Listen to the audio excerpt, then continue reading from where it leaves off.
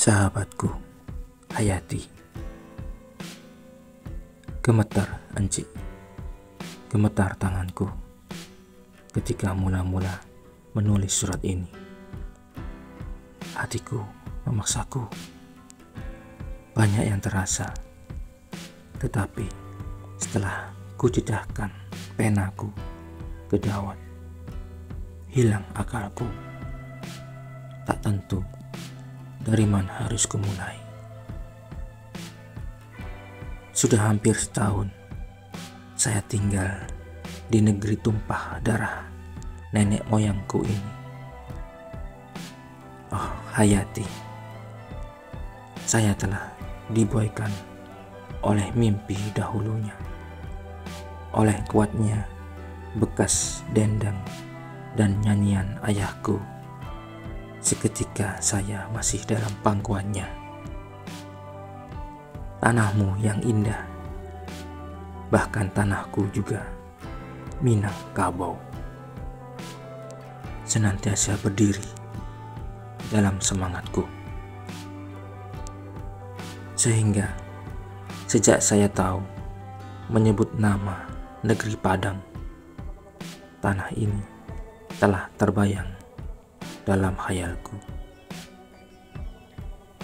Angan-angan dan khayal yang demikianlah yang menyampaikan langkahku kemari. Sebab di negeri Mengkasar sendiri, saya dipandang orang Padang, bukan orang asli Bugis atau Mengkasar. Sebab itu, di sana saya serasa senantiasa dalam kesepian. Sekarang saya datang kemari, Hayati. Tak ubahnya dengan seorang musafir di tengah gurun yang luas keputusan air. Tiap-tiap langkah dilangkahkannya, tampak juga olehnya danau yang luas di mukanya. Demi setelah sampai kepada yang kelihatan itu, danau itu pun hilanglah, berganti dengan pasir semata-mata, hening dan panas. Hayati, berulang saya menanggung perasaan begini. Seorang pun tidak ada tempat saya mengadu. Saya tidur di surau bersama-sama teman. Mereka ketawa, bersenda gurau. Tetapi bila mana kuning, kupikirkan emas juga tidak juga dapat dicampurkan dengan loyang. Sutra tersisih dari benang. Saya telah mengerti segera bahasa Minangkabau. Meskipun dekat mereka, saya seakan-akan tak paham.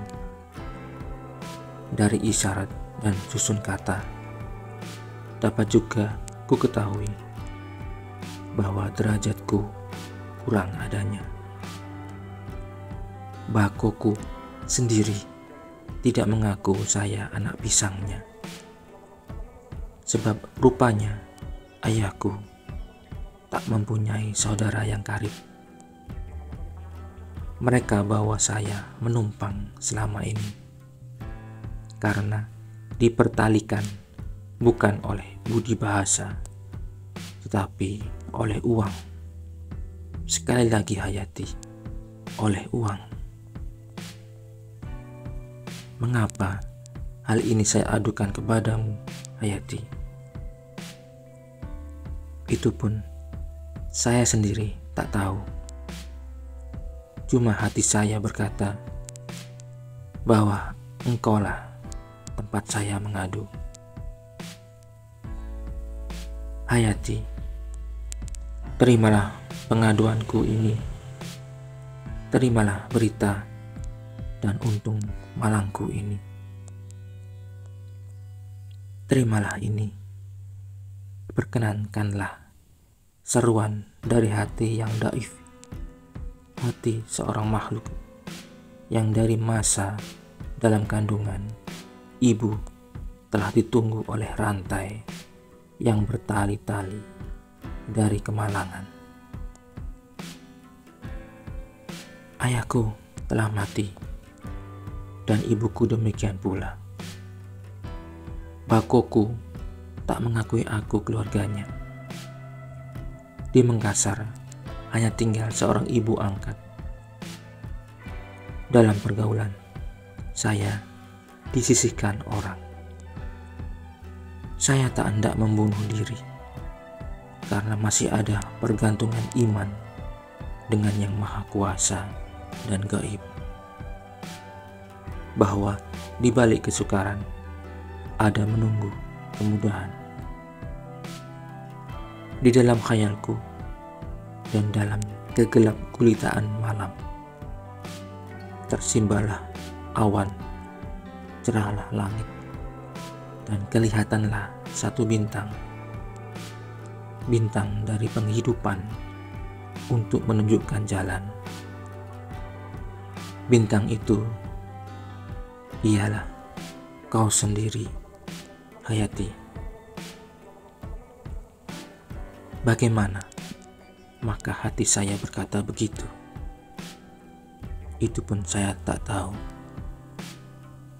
Lantaran tak tahu sebabnya itu, timbul kepercayaan kepada kuasa gaib yang lebih dari kuasa manusia. Kuasa gaib itulah yang menitahkan. Saya tahu juga sedikit-dikit adat negerimu yang kokoh. Agaknya buruk saya berkirim surat ini dalam pandangan umum,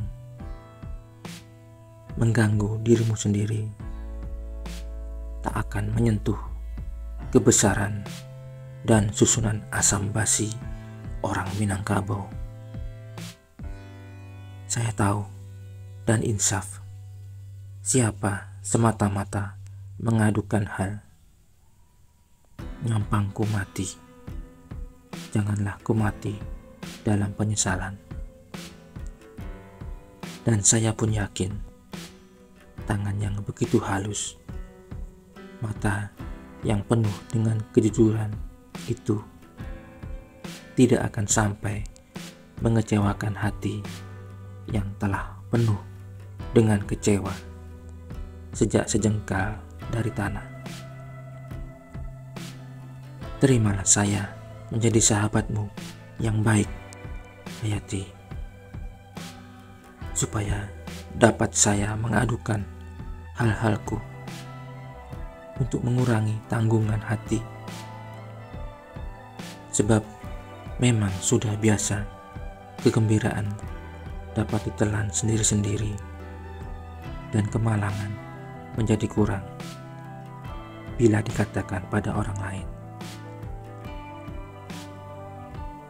Sudikah engkau jadi sahabatku, Hayati?